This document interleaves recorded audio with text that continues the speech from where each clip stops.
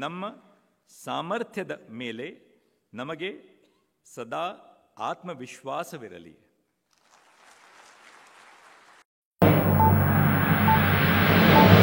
ಎಲ್ಲರಿಗೂ ನಮಸ್ಕಾರ ಮಾತು.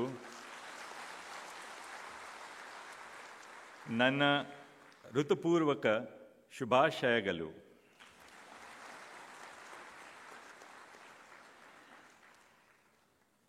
ಕರ್ನಾಟಕ ರಾಜಧಾನಿಯಾದ ಈ ಸುಂದರ ಬೆಂಗಳೂರು ನಗರಕ್ಕೆ ಭೇಟಿ ನೀಡಿ ಮತ್ತೊಮ್ಮೆ ನಿಮ್ಮೆಲ್ಲರ ನಡುವೆ ಬಂದಿರುವುದು ಬಹಳ ಸಂತೋಷವಾಗಿದೆ.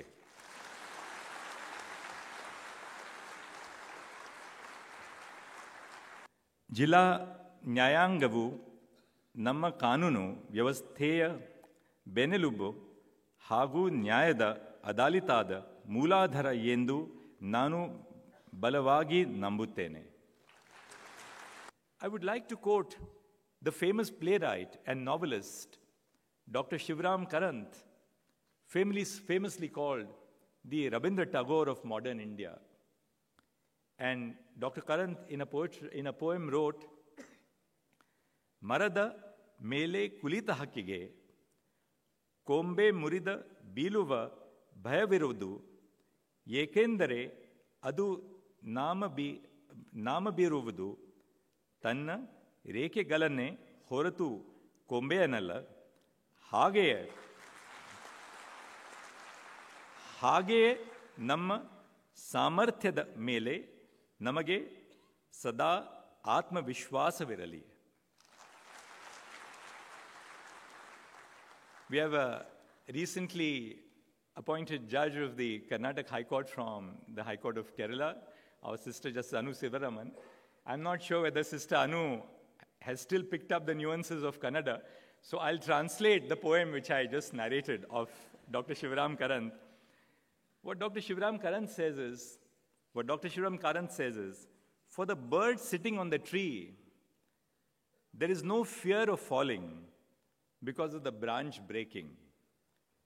The bird trusts its wings and not the branch.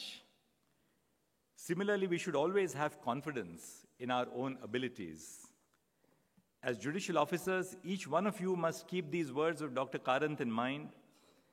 You have been endowed with an important responsibility to do justice without fear or favor.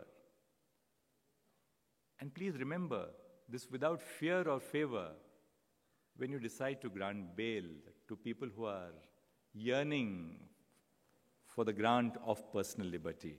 Do it without favor, but equally important, do it without fear. Have faith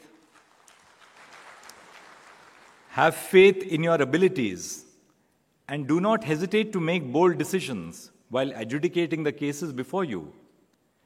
The branches beneath your wings, the High Court and the Supreme Court, are there to support you, but you must also have confidence in your own ability to soar. We live in difficult times. We live in times of the social media where work which we do is being constantly assessed. The Supreme Court of India has put all its important hearings on a live streaming platform, and we are watched all over the country. But we can also be trolled as a result of that. I'll just give you one example. Just 4 or 5 days ago, when I was hearing a case, I had a little pain in the back. So all that I did was, I placed my elbows in my armchair in the court, and I just shifted my position in the chair. That video was doctored so as to delete that part of what followed thereafter. And there was a big amount of social media comment that the Chief Justice of India is so arrogant that he got up in the midst of an argument, an important argument in the court. What they didn't tell you was that all that he did was only to shift his position in the chair. 24 years of judging can be a little strenuous, as I have put in. But I didn't leave the court, I only shifted my position in the chair. But I was subject to vicious abuse, trolling, the knives were out.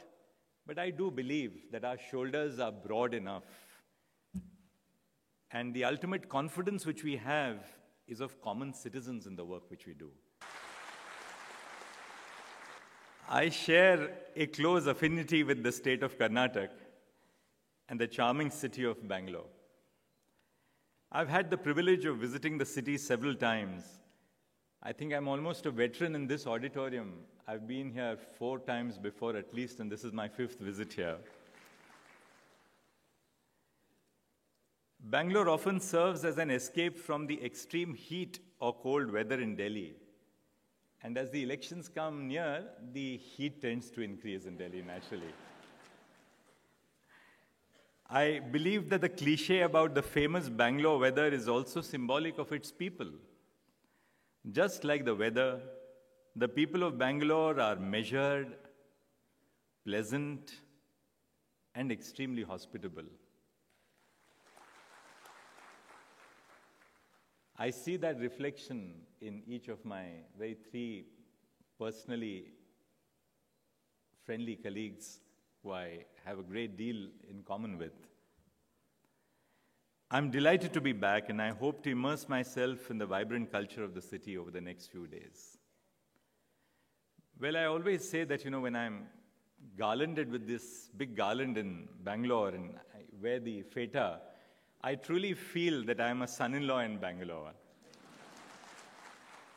But which is true in reality as well, because my in-laws, both of them, after retirement from government service, settled down in Bangalore. My mother-in-law and my sisters-in-law still stay here. So I'm truly, I think, a son-in-law of the city. But I have a deeper connection.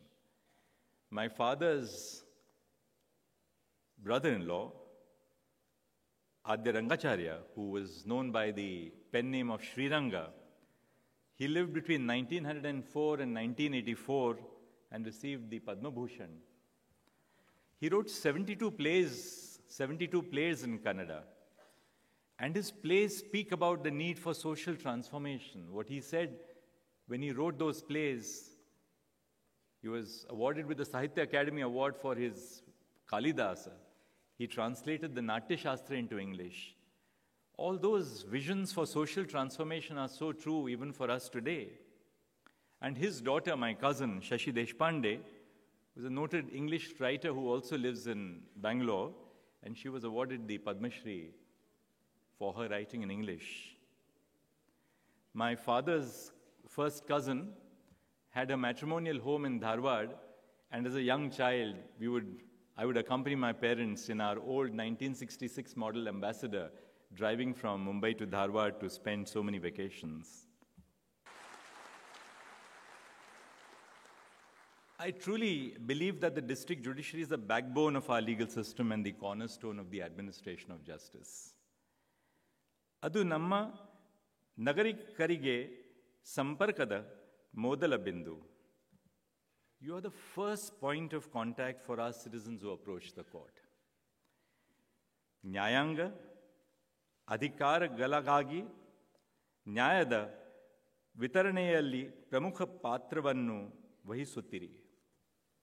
The government of Karnataka has also to be appreciated in terms of its constant support for the infrastructure and growth of the district judiciary. I just received a message from one of my colleagues, Justice Suraj Govindraj of the High Court, that the government of Karnataka has sanctioned 10 crores of rupees for e-Seva Kendras. Each of them will be 300 square feet at the rate of 14 lakhs per e-Seva Kendra. Brother Justice Bopanna highlighted a very important aspect, that in the march of technology, we should not leave any citizen behind, because there is an internet divide. The government of Karnataka has sanctioned laptops for all government pleaders and judicial personnel who man their litigation in the courts. Now, how do we ensure that technology does not leave anybody behind? That we intend to do by providing these e-Seva Kendras, in which every conceivable facility in terms of information and communications technology is made available to each citizen who accesses justice. As judicial officers, you regularly engage with vulnerable litigants, many of whom look to you for justice. Many of the people who come to us are stressed about the injustice which has been caused to them. And sometimes in their dealings with us as judges, they cross the line. As Chief Justice of India, I see so many lawyers and litigants crossing the line when they speak to us in the court. The answer when these litigants cross the line is not to use the power of contempt, but to understand why they have crossed the line. There must be some deep-rooted injustice which they are confronting, which is why they sometimes say things which they do not otherwise want to say, as so many times happens within our own families.